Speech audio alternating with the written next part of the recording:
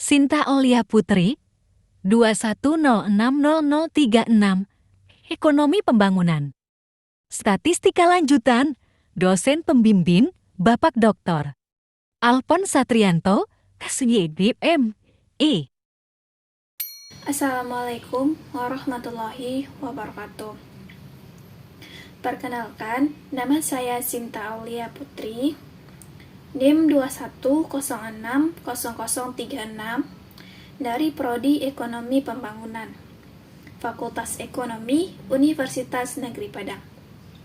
Dengan mata kuliah Statistika Lanjutan dengan dosen pembimbing Bapak Dr. Alphonse Satrianto, SEME. Baiklah, saat ini saya akan membahas tentang materi, metode, dan distribusi sampling. Sebelum masuk kepada materi, saya akan mereview tentang statistika. Apa itu statistika?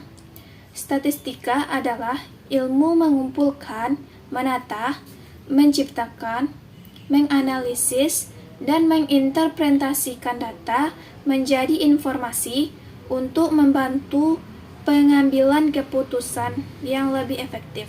Statistika juga bisa diartikan suatu kumpulan angka yang tersusun lebih dari satu angka.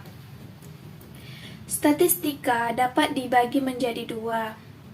Yang pertama, statistika deskriptif, meliputi materi yaitu 1. Penyajian data, 2. Ukuran perspekta, 3. Ukuran penyebaran, 4. Angka indeks, dan 5. Deret berkala dan peramalan. Selanjutnya, statistika induktif dengan meliputi materi yaitu 1. Probabilitas dan teori keputusan, 2. Metode sampling, 3. Teori pendugaan, 4. pengujian, 5. Regresi dan korelasi, 6. Statistika parametrik.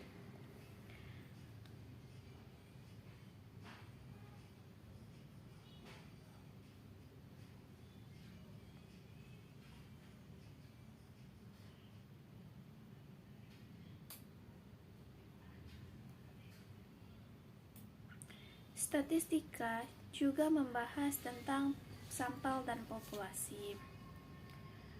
Sampel. Apa itu sampel? Sampel adalah suatu bagian dari populasi tertentu yang menjadi pola perhatian.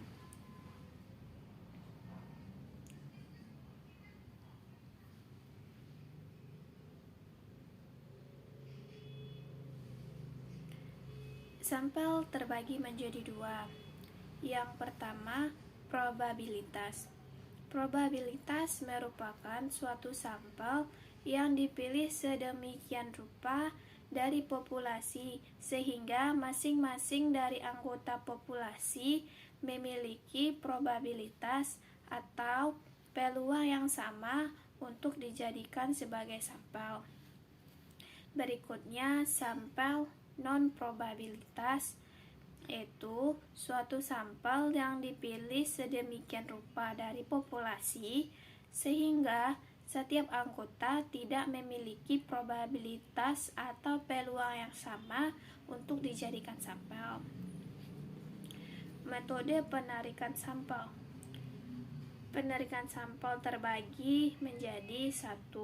Sampel probabilitas. Metode penarikannya seperti yaitu penarikan sampel acak sederhana atau simpel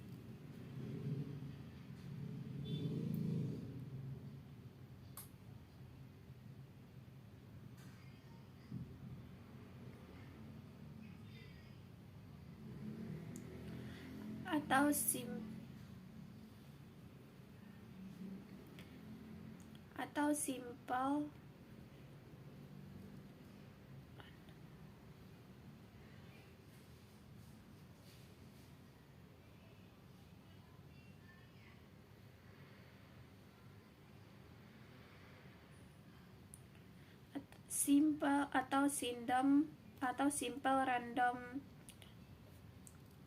sampel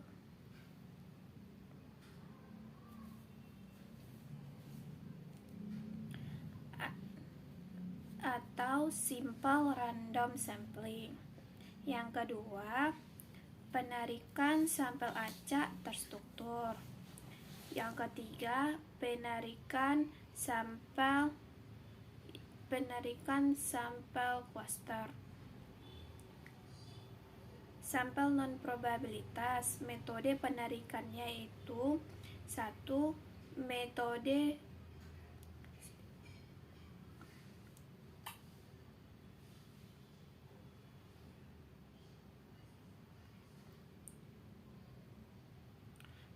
penarikannya 1. Penarikan sampel sistematis. 2. Penarikan sampel kuota. 3. Penarikan sampel purposive.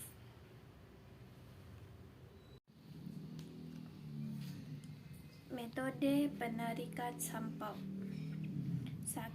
Sampel acak sederhana. Pengambilan sampel dari populasi secara acak tanpa memperhatikan strata yang ada dalam populasi, dan setiap anggota populasi memiliki kesempatan yang sama untuk dijadikan sebagai sampel. Berikutnya ada sistem kocokan, yang mana sistem ini sama seperti dengan sistem arisan. Selanjutnya menggunakan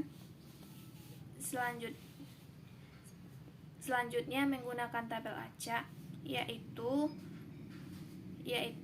dengan memilih sampel dengan menggunakan tabel secara acak, dan penggunaannya ditentukan terlebih dahulu titik awalnya. Sampel berikutnya, sampel acak terstruktur. Penarikan sampel acak secara terstruktur dilakukan dengan membagi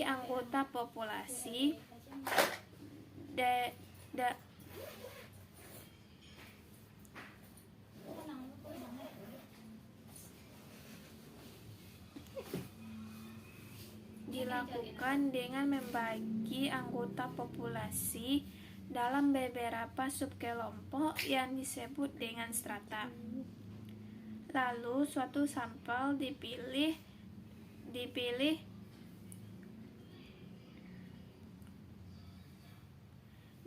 dalam beberapa subkelompok dalam stratum. Selanjutnya, sampel sistematis. Sampel sistematis penarikannya dilakukan apabila setiap anggota populasi disusun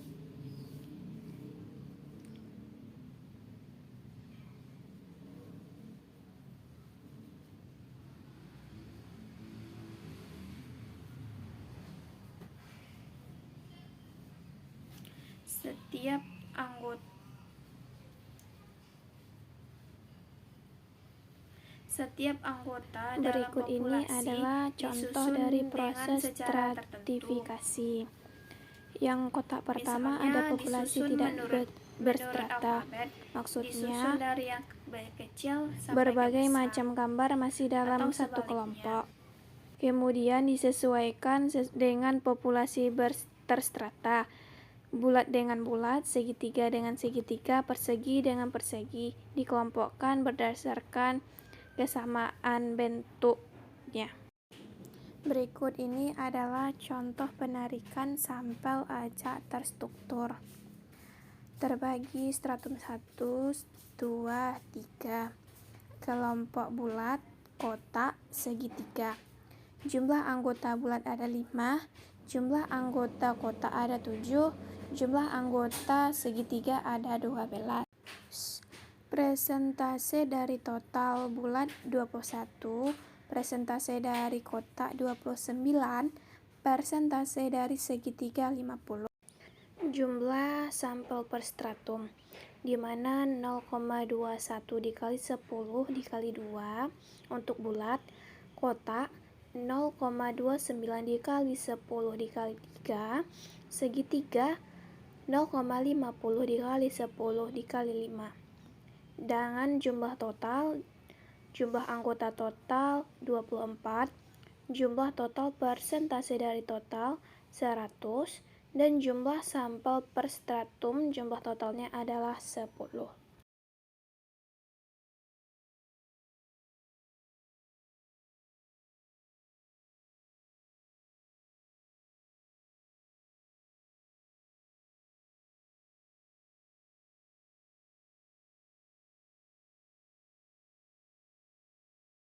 Selanjutnya ada populasi. Populasi adalah kumpulan dari semua kemungkinan orang-orang, benda-benda, dan ukuran lain yang menjadi objek perhatian, atau kumpulan seluruh objek yang menjadi perhatian. Populasi ada yang terbatas dan ada populasi yang tidak terbatas. Populasi terbatas, maksudnya unsurnya terbatas berukuran N besar. Contohnya, populasi bank, populasi reksadana, dan yang lainnya. Berikut Populasi ini tidak adalah terbatas, contoh yaitu suatu gambar populasi dari yang hubungan mengalami sampel dan proses populasi.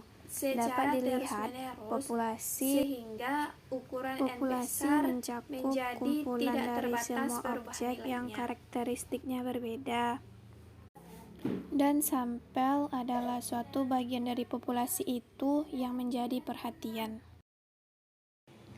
Berikut contoh penarikan sampel acak terstruktur. Stratum kelompok ada perbankan, asuransi, pembiayaan, efek. Jumlah anggota perbankan ada 20, jumlah anggota asuransi 17, jumlah anggota pembiayaan 9, jumlah anggota efek 9. Dengan jumlah anggota total 55. Persentase dari total perbankan 36, persentase dari asuransi 31, persentase dari total pembiayaan 16, persentase dari total efek 16. Jumlah total persentase dari total adalah 100. Jumlah sampel per stratum. Perbankan 5 dalam kurung 20 dibagi 55 dikali 15. Untuk asuransi 17/55 dikali 5 dikali 15. Pembiayaan 9/55 dikali 2 dikali 15.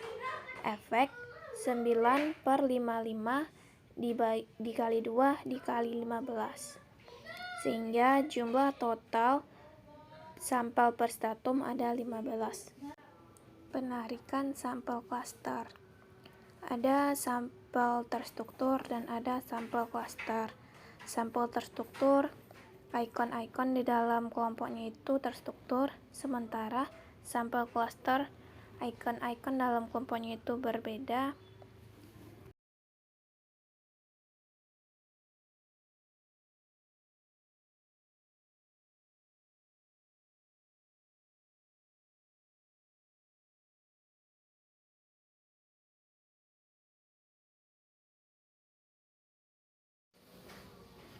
Kesalahan penarikan sampel. Kesalahan penarikan sampel merupakan perbedaan antara nilai statistik dengan nilai parameter dari populasi. Selanjutnya, distribusi sampel rata-rata dan proporsi. Distribusi sampel. Distribusi sampel dari rata-rata hitung sampel adalah suatu distribusi probabilitas yang terdiri dari seluruh kemungkinan rata-rata hitung sampel Pengertian distribusi dari sampling. suatu ukuran Distribusi sampel sampling tertentu adalah distribusi dari yang dipilih dari besaran-besaran populasi statistik seperti dan rata-rata, probabilitas simpangan terjadinya baku, dihubungkan dengan proporsi setiap rata-rata yang mungkin hitung muncul sampel. dari sampel-sampel. Ada beberapa jenis dari distribusi sampling. Yang pertama, distribusi sampling rata-rata. Kedua, distribusi sampling proporsi. Yang ketiga, distribusi sampling beda dua rata-rata. Selanjutnya, distribusi sampling beda dua proporsi. Distribusi sampel rata-rata dan proporsi. Berikut ini adalah contoh soal untuk menyelesaikan distribusi sampel rata-rata dan proporsi. Diketahui Bank Lipo Tbk ROA-nya 2, Bank BRI Tbk ROA 4, Bank Maybank Indocorp Tbk 6, BPD Jawa Tengah 4, Bank BTPN 4. Cara menyelesaikannya, nilai rata-rata populasi, di mana mu sama dengan sigma X bar per populasi. Sigma X bar 2 ditambah 4 ditambah 6 ditambah 4 ditambah 4 per populasi 5 sama dengan 20/5 yaitu 4. Nilai rata-rata populasi dan sampel apabila diambil sampel 2 dari 5 bank. Yang pertama, kombinasi.